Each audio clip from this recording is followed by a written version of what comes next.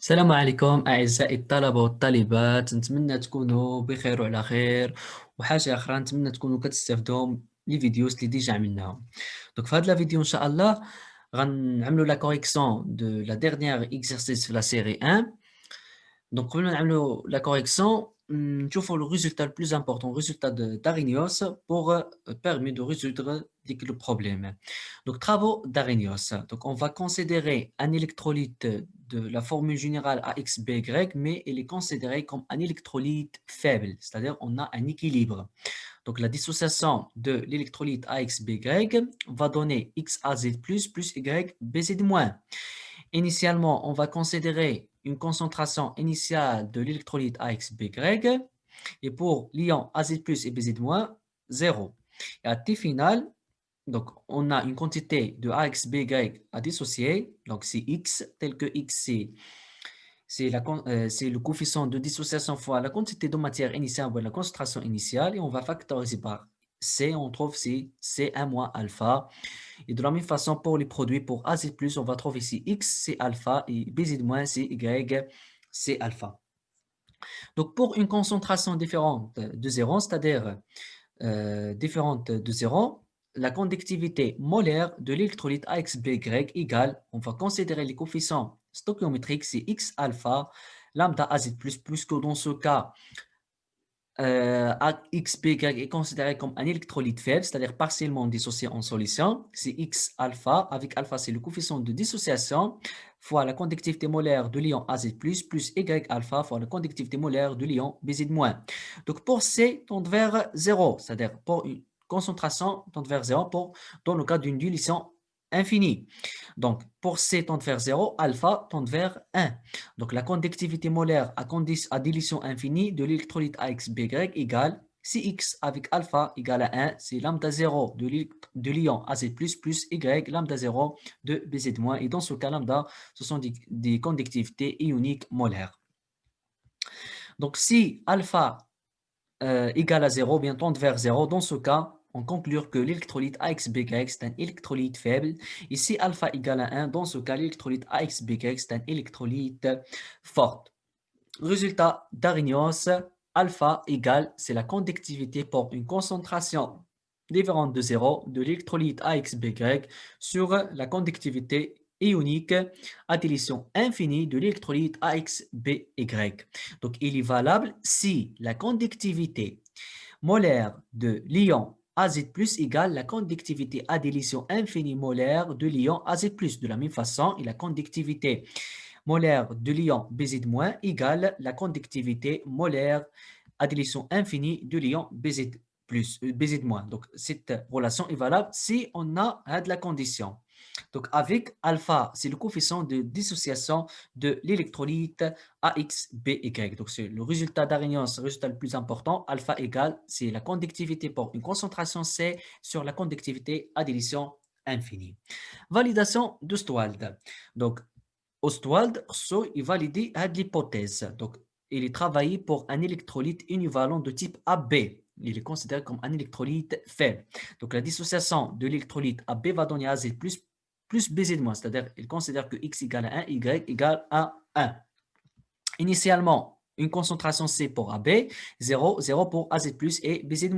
Finalement, c'est C facteur 1 moins alpha. Pour AZ+, c'est C alpha et BZ-, c'est C alpha.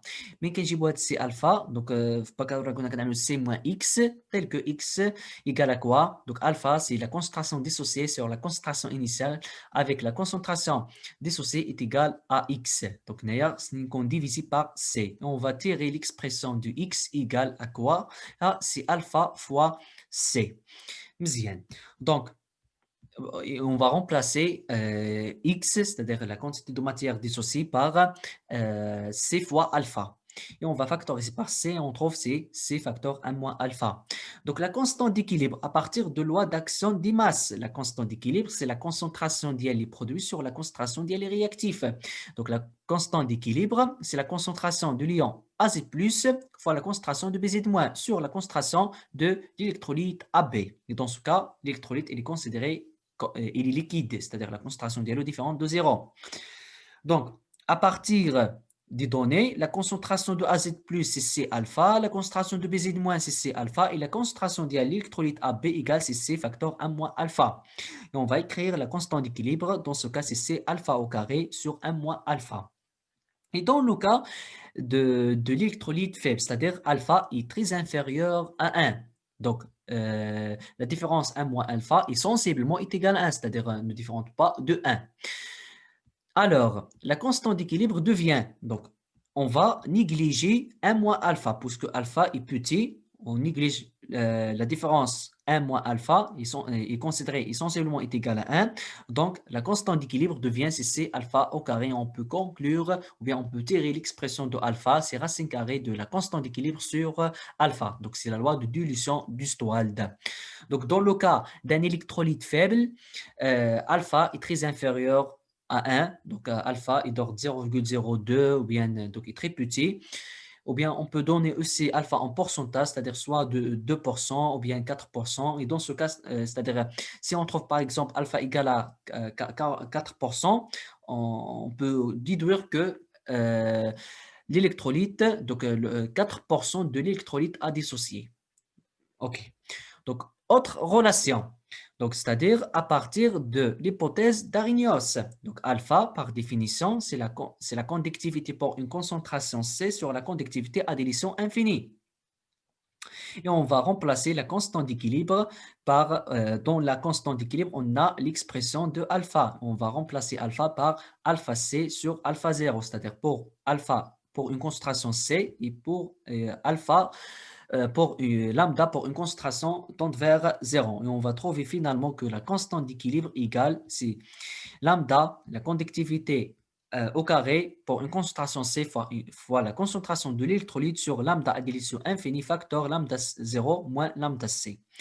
Donc, pour l'électrolyte faible, on trouve que la constante d'équilibre ne varie pas, mais dans le cas d'un électrolyte forte, c'est-à-dire lorsqu'on change la concentration, la constante d'équilibre change. Donc, هذه في le cas ديال l'équation كنستعملوها في le cas de TP, c'est-à-dire mesurer la conductivité spécifique pour des différentes concentrations. إذا حسبتي la conductivité spécifique, تقدر تحسب lambda C, puisque lambda C est lié à la conductivité spécifique. Et pour chaque valeur de concentration indique une valeur de la conductivité spécifique. Ceci implique une valeur de lambda C. Et pour lambda 0, à partir de la loi d'addition ou bien la loi de migration indépendante des ions, تقدر تحسب lambda 0 de l'électrolyte وتبقى تستنتج la constante d'équilibre. Donc lambda 0 elle est constante كتحسبها واحد مرة, et pour lambda C كتبقى تحسبها pour chaque valeur de concentration.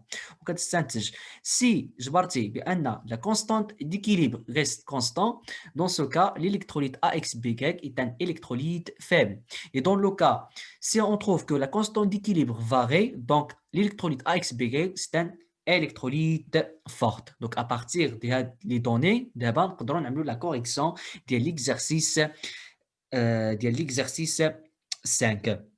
Le problème, donc, on a à T égale 25 degrés C, la conductivité à délition infinie du NH4Cl égale 649,8 en moins 1 cm² mol moins 1, c'est-à-dire il s'agit d'une conductivité à délition infinie molaire. Et lambda 0 de l'électrolyte KCl est égal à 649,8 en moins 1 cm² mol moins 1.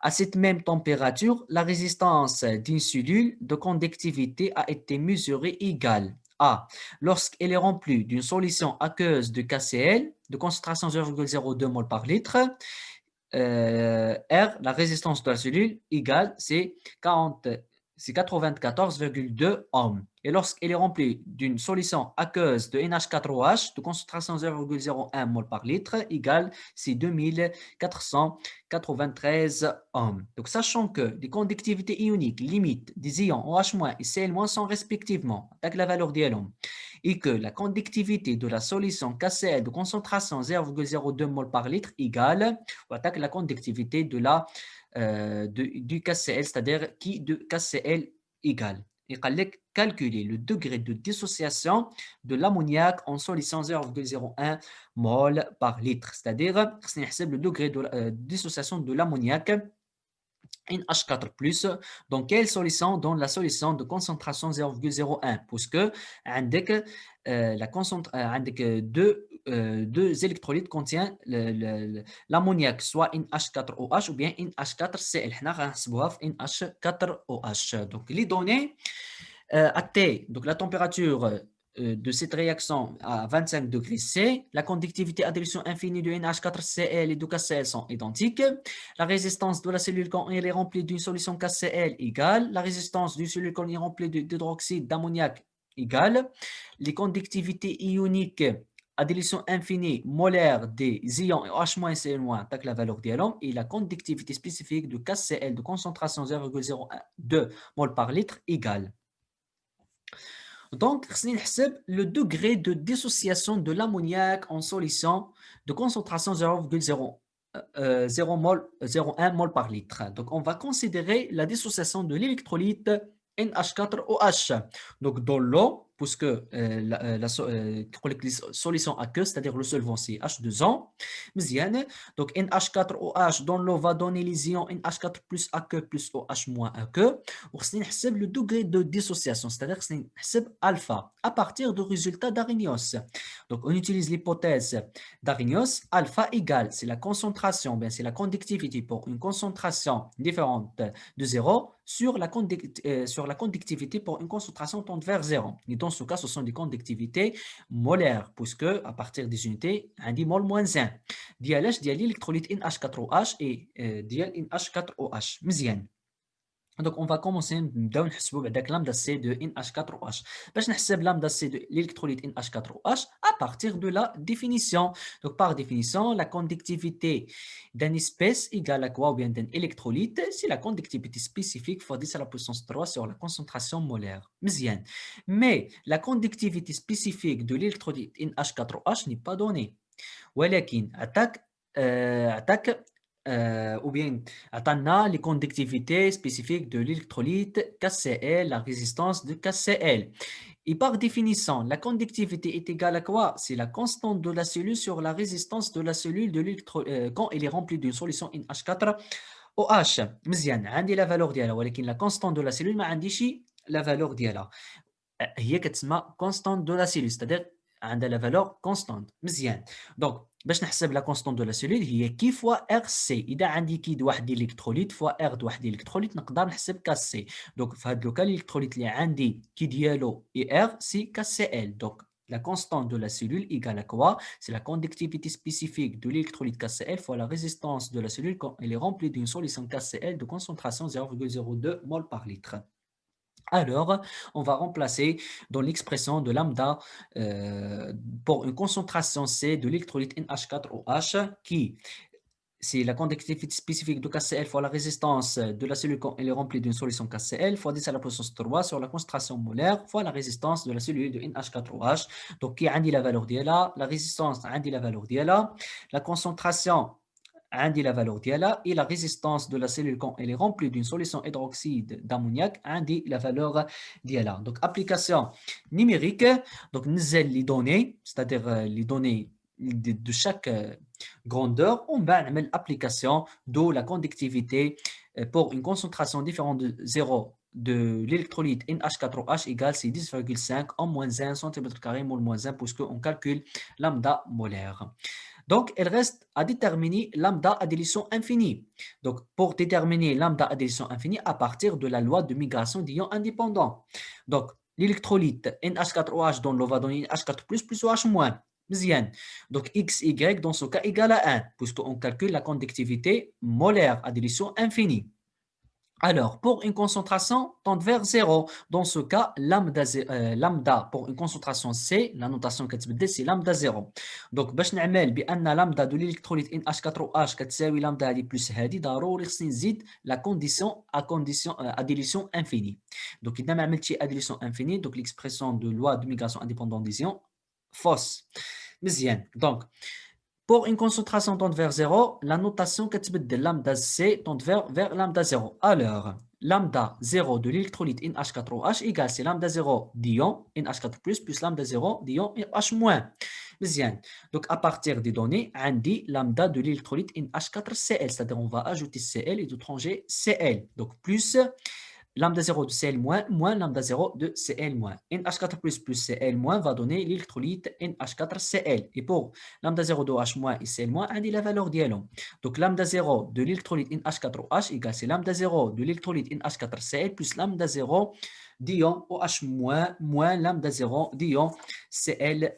Donc application numérique, lambda 0 de NH4Cl a la valeur diala, lambda 0 de H- de la même façon et lambda 0 de Cl- a la valeur diala, et on va trouver que lambda 0, c'est-à-dire à dilution infinie de l'électrolyte NH4OH égale c'est 271,05 en moins 1 cm² mol moins 1. Alors, on conclut ou bien on calcule la valeur du coefficient de dissociation alpha égale c'est 10,5 sur 271,05 égale c'est 0,03874. Donc très inférieur à 1. Conclusion, puisque alpha est très inférieur à 1, donc NH4OH, c'est-à-dire l'électrolyte dialyse, c'est un électrolyte faible partiellement dissocié en solution. Donc, à partir de la question 2, qui relie la constante de dissociation de cette base. Donc, NH4OH, c'est une base faible. مزيان. من بعد قال يحسب la constante de dissociation. Donc, puisque قال يحسب la constante, خصني نعرف بأن c'est un électrolyte faible. Puisque les constantes qui كنا عندي pour les électrolytes partiellement dissociés, يعني عندي un équilibre. Dans ce cas, on part d'une constante. مزيان.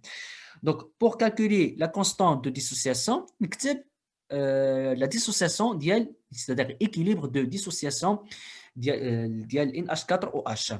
Donc, l'équilibre dans l'eau, initialement 0, initialement NH4OH, une concentration C. Pour NH4+, on considère initialement 0, 0, c'est-à-dire la réaction ما كمبداليش. Donc, pas de produit, c'est-à-dire la vitesse de la réaction V1 dans ce cas عاد كتكبر. مزيان. Et puisque la vitesse كتكبر, c'est-à-dire formation ديال les produits, et dans ce cas NH4OH OH- غيبقاو يتفاعلوا مع بعضهم et la vitesse V2 في le sens contraire غتكبر. Et dans ce cas عندي un équilibre. Donc de la même façon, à T final c'est C moins X, avec X c'est C fois alpha, on va factoriser par C, on trouve ici C facteur 1 moins alpha, C alpha et C alpha. À partir de loi d'action des masses, la constante d'équilibre égale, c'est la concentration d'ion NH4+ à l'équilibre fois la concentration d'OH- à l'équilibre sur la concentration du H4OH à l'équilibre. Et donc, le cas T final égale, c'est T pour l'équilibre. Donc, la concentration de NH4+ égale la concentration de OH- égale c'est C fois alpha, et la concentration de NH4OH égale c'est C facteur 1 moins alpha. Donc, la constante d'équilibre, c'est C alpha au carré sur 1 moins alpha. Donc, pour la valeur de alpha, déjà calculée. Donc, application numérique, et on va trouver que la constante d'équilibre égale, c'est 1,56 fois 10 à la puissance moins 5 mol par litre. إن أعجبك الفيديو لا تنسى الإعجاب والاشتراك في القناة.